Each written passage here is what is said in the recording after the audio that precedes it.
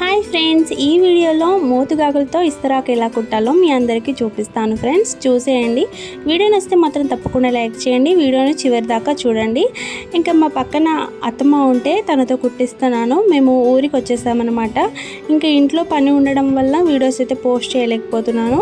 మీ అందరి కోసం ఈ మోతుగాకులతో ఇస్తరాకు ఎలా కుట్టాలో చూపిద్దామని చెప్పి చూపిస్తున్నాను. మీ అందరికీ యూజ్ అవుతుందని చెప్పేసి అయితే వీడియోని అయితే పోస్ట్ చేస్తున్నాను ఫ్రెండ్స్. వీడియోని అయితే చివరి దాకా చూడండి. ఇంకా ఈ కొమ్మలన్నీ తీసుకొచ్చాను కదా, ఆకులన్నీ ఇలా సపరేట్ చేసేసుకొని ఇంట్లో చీపురు పుల్లలు ఉంటాయి కదా, మేమైతే చీపురు పుల్లలు అంటాము, మీరేమంటారో కామెంట్ అయితే చేయండి.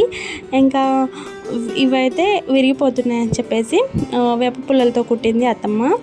ఇంకా ఒక 2 ఆకుల్ని తీసుకోవాలి. ఫస్ట్ అయితే రౌండ్గా ఉన్న వాటి రెండింటిని అటాచ్ చేసేసి ఇట్లా సైడ్ ఆకులు ఉన్నాయి కదా, అవన్నీ సైడ్కు కుట్టుకుంటూ కుట్టేసేయాలన్నమాట. చూడండి వీడియోలో ఎలా కుడుతుందో అలా చూడండి. ఇంకా తర్వాత వెప్పులతో అయితే కుట్టిందనమాట. నా చిన్నప్పుడు అయితే మా అమ్మమ్మ వాళ్ళైతే ఈ ఆకులన్నీ తెంపేసుకొని మంచిగా ఒక దగ్గర కుచ్చి ఎండలో ఆరబెట్టి ఎప్పుడైతే ఇస్తరాకులు కుడతారో అప్పుడు వాటర్లో వేసి బాగా నానబెట్టిన తర్వాత ఇస్తరాకులు అయితే కుట్టుకొని సంవత్సరం మొత్తం వాడుకునే వాళ్ళం అనమాట. ఇంకా ఇప్పుడైతే ప్లాస్టిక్ ప్లేట్స్ వచ్చాయి కదా, అవి వాడడం వల్ల ప్లాస్టిక్ ప్లేట్స్ వల్ల మనకి ఎంత ప్రాబ్లమ్స్ వస్తాయో మీ అందరికీ తెలిసే ఉంటుంది కదా ఫ్రెండ్స్. వీలైతే మాత్రం తప్పకుండా ఈ మోతిగాకుల్ని ఇస్తరాకులు కుట్టుకొని అయితే వాడుకోండి.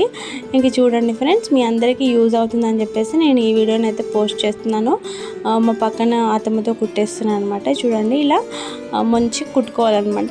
సీపు పుల్లలు కాకుండా వేప పుల్లలతో కుడతాం కదా, వేప పుల్లలు సన్నవి తీసుకుంటే మాత్రం మంచిగా ఉంటుంది అనమాట. మనం కలుపుకునేటప్పుడు ఆకులు వేసి తినేటప్పుడు ఇబ్బందిగా కాకుండా మంచిగా ఉంటుంది. సన్నవి తీసుకొని కుట్టినట్టయితే చాలా బాగుంటుంది. వీడియోని అయితే పూర్తిగా చూడండి ఫ్రెండ్స్. వీడియో నచ్చుతుంది అనుకుంటున్నాను. ఇంకా నేను ఈ మోతిగాకులతో నా వీడియో ఛానల్లో పోస్ట్ చేశాను. మోతికాకులతో ఇడ్లీలు, ఇంకా బిర్యానీ చేసేటప్పుడు దమ్ పెట్టడానికి ఈ మోతికాకులనే వాడతాను నేను. మేము హైదరాబాద్లో ఉంటాం కానీ హైదరాబాద్లో ఒక దగ్గర చెట్టు ఉంటే తెంపుకొని నేను బిర్యానీ అప్పుడప్పుడు ఎప్పుడో మంత్లీ ఒకసారి చేసినప్పుడు ఈ మోతిగాకుల్ని పైన దమ్ పెట్టడానికి వాడతారనమాట. మీరు కూడా వీలైతే చాలా మట్టుకు ఈ ప్లాస్టిక్ ప్లేట్స్ని అయితే అవాయిడ్ చేయండి ఫ్రెండ్స్. అవాయిడ్ చేసేసి ఈ మోతిగాకుల్ని వాడడానికి ట్రై చేయండి ఫ్రెండ్స్.